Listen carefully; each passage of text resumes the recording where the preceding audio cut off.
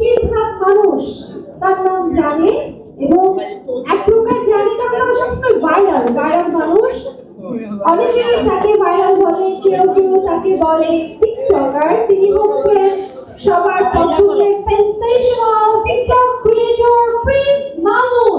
মঞ্চে আসবেন প্রিন্স মামুন।